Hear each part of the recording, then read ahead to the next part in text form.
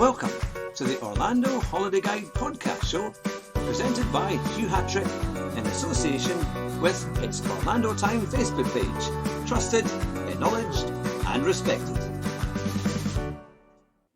Good morning and welcome to Hatrick's Orlando Holiday Guide. It's been a little while since our last one. We thought we'd start a new one for the new year, so I hope you had a fantastic new year. And today we are going to talk about all the latest updates around Orlando and what you can look forward to. Now, I'll do a weather report in a few minutes' time, but I thought I'll start with the most recent changes to Disney parks and things like that, and we'll get started so you can see what you can look forward to, things to book, and things that you maybe thought weren't happening, and you can find out exactly how to make the most of a fantastic Orlando holiday. And of course, it wouldn't be Hatrick's Orlando Guide if you couldn't buy a copy to peruse. You can either buy it online, for example on Kindle or on iBooks for just $3.99, or if you would like a hard copy delivered to you for just £5.50, then go to hughhatrick.com and you can order it there. It's on the front page. Just follow the links in the description. So let's get going. Are you ready for Orlando? Here is the latest Hatrick's Orlando Holiday Guide weekly update. Universal's Epic Universe is a new theme park being built in Orlando. It's located a couple of miles south of the current Universal Orlando Resort and is expected to be made up of 4 themed lands as well as a large central hub which will contain attractions of its own. One of the new park themes land will be based on DreamWorks' How to Train Your Dragon film series. And thanks to some recently filed permits, we're learning more about the world of Dragon's Land at Epic Universe, including some of the layouts for the new land's proposed attractions.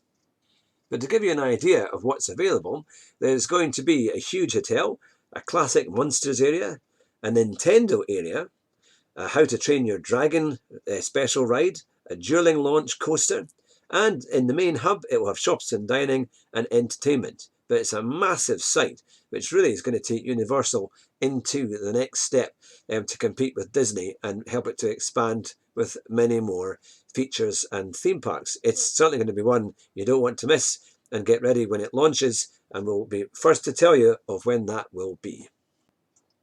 Now it's on to Disney's Hollywood Studios, and there's a new Mickey and Minnie's Runaway Railway.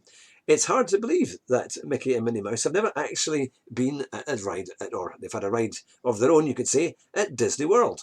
But in 2020, it's all going to happen, and Mickey and Minnie's Runaway Railway starts this year. And it's going to replace the greatest movie ride at Disney's Hollywood Studios Chinese Theatre. So you'll be able to join the duo for a ride-through attraction based on a retro-style cartoon. And visitors will embark on a great ride that has lots of twists and turns and transformations as the iconic pair attempt to save the day with Goofy as the engineer. And guests can also look forward to an original story as well as catchy theme songs. The ride will also feature a 2.5D, which is a special dimensional media concept that doesn't require 3D glasses. So that looks like it will be a lot of fun and definitely one to make sure that you experience on your next trip to Disney's Hollywood Studios. We've also got, at the Disney's Hollywood Studios, is the Star Wars Galaxy's Edge. Now, I have to say, this has been open for a little while, but it is absolutely fantastic and one of definitely the best places to visit at Disney when you're there later in the year. It is just phenomenal. If you're a Star Wars fan, then this will be a dream come true. Whether you're young or old, you can relive all the memories of what it's like to be in Star Wars with the Millennium Falcon and an incredible world that they've made. It looks as real as anything else, and I have to say I can't wait the next time I go to make sure I visit the Star Wars Galaxy's Edge. And just a quick thanks to Tripster, the travel guide, which gave me the headlines for the What's New at Disney World for 2020.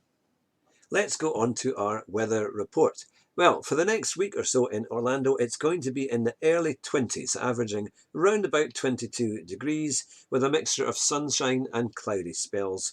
On Friday the 31st, it's expected that there might be a little bit of rain as well, but it will be slightly milder. It will also feel quite humid. Going into next week, from Monday the 3rd of February, it gets a little bit warmer, averaging around about 23 with a high on Tuesday the 4th of 25 and Wednesday as well, round about the same. But again, it will be sunny with cloudy spells, a minimum temperature of around about 12 to 14 degrees. And on Friday the 7th, that's when rain is expected, and it's rounded out to be about 21 degrees. But this, as it's a longer term weather report, is subject to change, but round about the early 20s, it looks as though that's what it's going to be for the next couple of weeks. Actually, quite a nice temperature to have, to be fair. Now, if you're looking at going to Orlando this year, you might be wondering about what kind of prices you can expect to pay. Now, in general terms, the longer that you book ahead, sometimes there are good prices if you've got a big party, if you're going maybe with 6 or 8 people.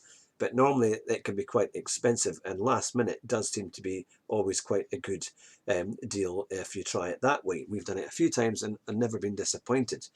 But this year, if you can go in May, it's well worth having a look on the tui.co.uk website, because they've got some fantastic offers. In fact, if you spend over £1,200 between the 1st of May and the end of October, they're giving you an extra £250 off the entire package. So that is a pretty good deal. And again, even just going on their website just now, there are some very reasonable offers from around about £2,000 upwards for a family of 4, 2 adults, 2 children. And if you want a villa, we looked at one in May and it was round about £2,700.